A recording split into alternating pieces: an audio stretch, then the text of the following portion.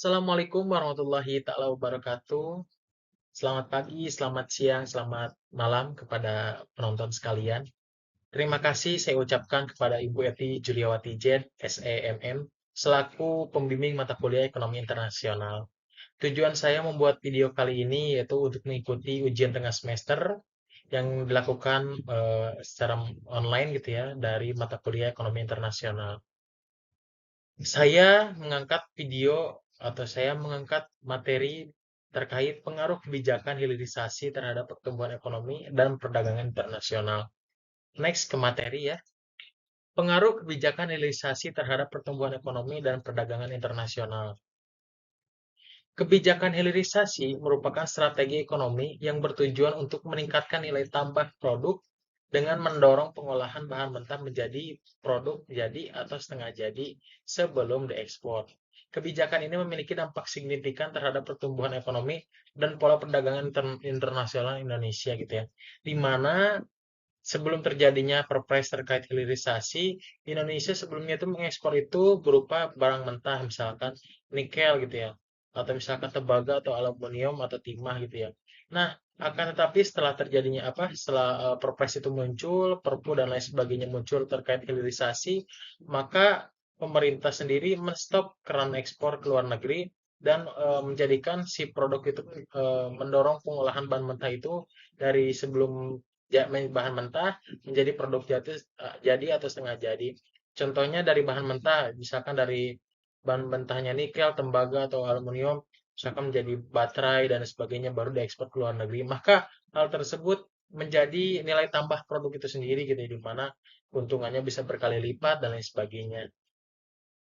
Nah, konsep dasar hilirisasi itu sendiri. Yang pertama, pengolahan bahan mentah tentunya. Hilirisasi mendorong pengolahan bahan mentah menjadi produk bernilai tambah lebih tinggi sebelum diekspor ke pasar global. Seperti yang saya ceritakan tadi, misalkan ada timah, aluminium, dan lain sebagainya. Ketika misalkan diekspor ke luar negeri, mungkin kita hanya misalkan perumpamannya misalkan $1. Karena tapi setelah terjadinya pengolahan, misalkan menjadi baterai atau dan lain sebagainya, maka bisa menjadi berkali lipat, misalkan $10 atau $20 dan lain sebagainya. Yang kedua, peningkatan nilai ekonomi, di mana proses pengolahan menciptakan nilai tambah yang signifikan dibanding ekspor bahan mentah langsung. Yang ketiga, industrialisasi nasional. Kebijakan ini memperkuat sektor industri dalam negeri dan mengurangi ketergantungan pada ekspor komoditas primer. Nah, di mana memperkuat sektor industri dalam negeri ini, yang pertama, ketika misalkan ada mendorong pengolahan dari bahan mentah menjadi bahan jadi atau setengah jadi, maka tentunya akan banyak pabrik yang ada di Indonesia gitu ya. Misalkan pabrik yang kemarin baru diresmikan oleh Pak Jokowi, misalkan pabrik PT HLI, di mana pabrik tersebut misalkan mengolah dari yang tadinya bahan mentah menjadi bahan jadi, contoh produknya misalkan baterai dan sebagainya untuk misalkan kendaraan bermotor. Di mana hal ini memperkuat sektor industri dalam negeri kita dan bisa membanyakan lowongan kerja bagi anak-anak muda tentunya.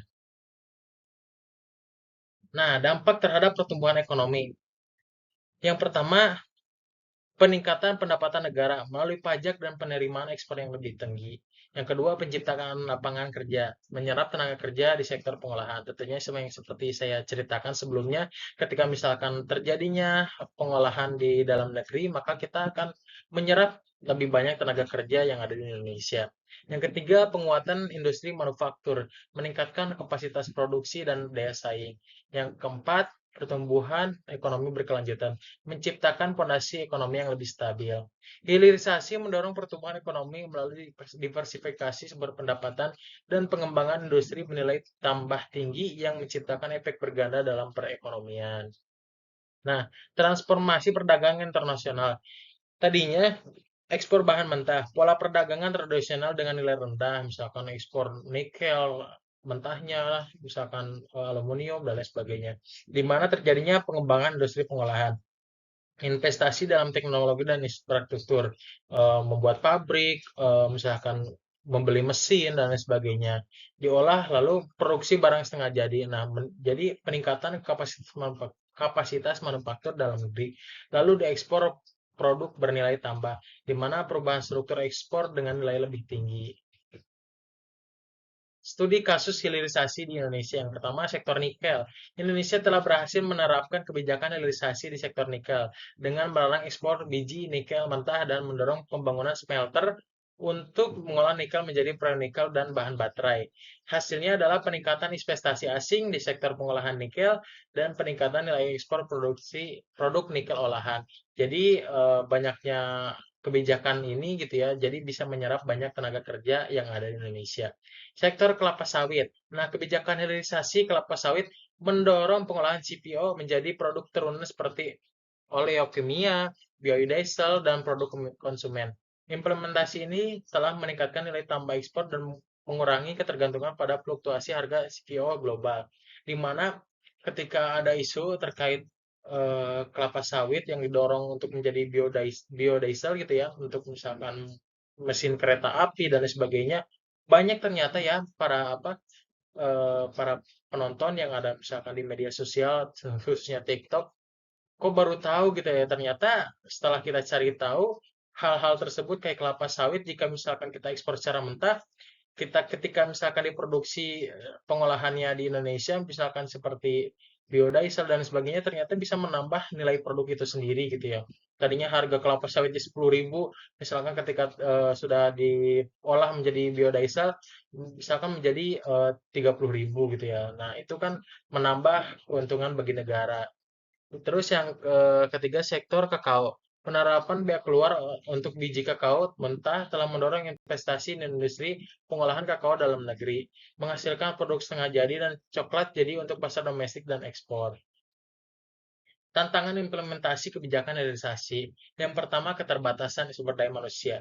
Dibutuhkan tenaga kerja terampil untuk industri pengolahan. Karena ketika misalkan kita ingin mengolah barang yang mentah menjadi setengah jadi ataupun barang jadi, maka diperlukan sumber daya manusia yang unggul, yang siap dalam misalkan menghadapi pengembangan ilmu pengetahuan dan teknologi. Yang kedua, kebutuhan investasi. Pembangunan fasilitas pengolahan memerlukan modal besar tentunya karena kita harus membuat gedung, membeli mesin, dan lain sebagainya. Yang ketiga, hambatan perdagangan karena seperti studi kasus sebelumnya, kita memiliki konflik terhadap mitra dagang dan aturan WTO itu sendiri gitu ya. Tapi itu sah saja dalam perdagangan domestik karena kita mempunyai sumber daya alam yang kita miliki sendiri gitu ya. Terus yang keempat, kebutuhan energi. Industri pengolahan memerlukan pasokan energi yang besar dan stabil. Misalkan PLN-nya harus stabil, harus siap, airnya harus siap, dan lain sebagainya. Meskipun memiliki potensi manfaat besar, implementasi kebijakan hilirisasi ini menghadapi berbagai tantangan yang perlu diatasi melalui perencanaan komprehensif dan koordinasi antar sektor. Strategi optimalisasi kebijakan hilirisasi. Yang pertama tentunya pemetaan potensi industri, di mana pemetaan ini berfungsi mengidentifikasi sektor-sektor prioritas yang memiliki keunggulan komparatif dan potensi nilai tambah tinggi untuk fokus kebijakan hilirisasi itu sendiri. Yang kedua, pengembangan ekosistem industri. Membangun infrastruktur pendukung termasuk kawasan industri terintegrasi, jaringan logistik, dan pasukan energi yang memadai. Yang ketiga, peningkatan kapasitas sumber daya manusia, di mana kapasitas sumber daya manusia ini perlu dikembangkan sehingga program pendidikan dan pelatihan untuk memenuhi kebutuhan tenaga kerja terampil di industri pengolahan itu sendiri. Yang keempat, harmonisasi kebijakan, yaitu menyelaraskan kebijakan perdagangan, investasi, dan industri untuk menciptakan lingkungan yang kondusif bagi hilirisasi. Prospek masa depan hilirisasi di Indonesia. Yang pertama, transisi energi, di mana hilirisasi mineral seperti kritis seperti nikel, tembaga, dan bauksit untuk mendukung industri energi terbarukan dan kendaraan listrik global. Di mana ketika misalkan terjadi sekarang maraknya kendaraan listrik, misalkan BYD gitu ya, misalkan kendaraan listrik yang menggunakan baterai dan lain sebagainya, maka hal tersebut dibutuhkan misalkan bahan mentah yang tadinya misalkan nikel dan lain sebagainya, maka diolah di Indonesia misalkan menjadi baterai, maka hal tersebut sangat sumber daya kita sangat unggul gitu ya. Terus yang kedua, ekonomi digital. Pengembangan industri pengolahan berbasis teknologi tinggi dan integrasi dengan ekonomi digital untuk meningkatkan efisiensi dan daya saing.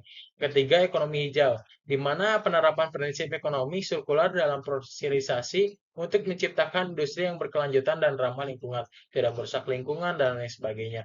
Yang keempat, integrasi rasional. regional, di mana pemanfaatan perjanjian perdagangan regional untuk memperlancar pasar produk olahan Indonesia dan integrasi dalam rantai nilai global. Kesimpulannya, kebijakan hilirisasi ini memainkan peran strategis dalam mentransformasi struktur ekonomi Indonesia menjadi lebih bernilai tambah dan berdaya saing global. Penggerak ekonomi, di mana mendorong diversifikasi ekonomi dan penciptaan lapangan kerja itu sendiri yang berkualitas melalui pengembangan dan industri pengolahan. Yang kedua, peningkatan nilai ekspor, mengubah pola perdagangan dari ekspor komoditas mentah menjadi produk bernilai tambah tinggi.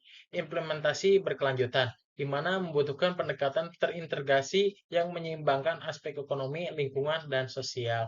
Mungkin sekian yang bisa saya sampaikan dari materi-materi sebelumnya. Mungkin jika ada kesalahan dalam misalkan pembacaan atau penyampaian, mohon untuk dimaafkan. Terima kasih. Wabillahi taufiq wal hidayah. Assalamualaikum warahmatullahi wabarakatuh.